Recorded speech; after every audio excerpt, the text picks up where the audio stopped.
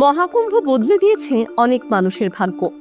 এই 2025-এর মহাকুম্ভ মেলা সাক্ষী রইল জীবন পরিবর্তনের গল্পের, নানান বিতর্কের অধ্যায়ের আর পুনর্জীবনের আশার। চলুন বিশেষ কিছু ব্যক্তিত্বদের গল্প দেখে নেওয়া যাক, যারা এই মেলার কেন্দ্রবিন্দুতে উঠে এসছেন। একসময় বলিউডের জনপ্রিয় অভিনেত্রী মমতা কুলকার্নি আজ আধ্যাত্মিক জীবনের প্রতীক। মাই মমতা নন্দগিরি নামে পরিচিত এই সন্ন্যাসিনী এখন কিন্নর আখড়ার সঙ্গে যুক্ত।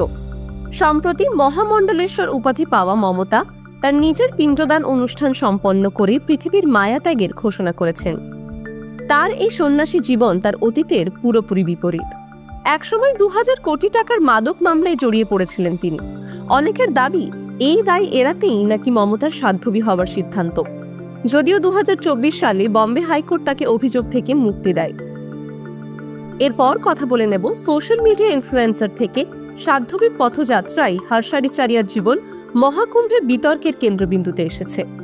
সবচেয়ে সুন্দর সাধ্যবী নামে পরিচিত হর্ষার এই হঠাৎ পরিবর্তন অনেকের মধ্যে সন্দেহ সৃষ্টি করেছে। পুরনো ছবি ও ভিডিও ভাইরাল হওয়ার পর অনেকেই তার সত্যিকারের সন্ন্যাস গ্রহণ নিয়ে প্রশ্ন তুলেছেন। হর্ষা জানিয়েছেন তিনি আনুষ্ঠানিকভাবে সন্ন্যাস গ্রহণ করেননি। কুম্ভে একঘরে হয়ে যাওয়ার পর তিনি আবেগাপ্লুত হয়ে বলেন, আমি সনাতন সংস্কৃতির সঙ্গে যুক্ত হতে এসেছিলাম, কিন্তু থাকারও অনুমতি পেলাম না। অন্যদিকে ইন্দোরের রুদ্রাক্ষ মালা বিক্রেতা মোনালিসা ভোসলে এক রাতেই ইন্টারনেট সেন্সেশন হয়ে উঠেছেন। তার রঙিন চোখ আর মিষ্টি হাসি তাকে মহাকুম্ভের ন্যাশনাল ক্রাশ উপাধি এনে দিয়েছে। তবে এই জনপ্রিয়তার সঙ্গে সঙ্গে তাকে হয়রানির শিকারও হতে হয়েছে, যার ফলে মেলা ছেড়ে চলে যেতে বাধ্য হন তিনি। কিন্তু মোনালিসা জানিয়েছেন আবার ফিরে এসে সকলকে অনুপ্রাণিত করবেন তিনি। কঠিন পরিস্থিতির মধ্যেও তার এই দৃঢ় মানসিকতা সত্যি প্রশংসনীয়। মহাকুম্ভে দর্শকদের আকর্ষণের আরেকটি বড় নাম অঘরী চঞ্চলনাথ। অনেকেই এই সাধ্যবীকে বাবা বলে সম্বোধন করেন। বাংলায় জন্ম এই বাবার জীবন ছোটবেলা থেকেই কঠিন ছিল।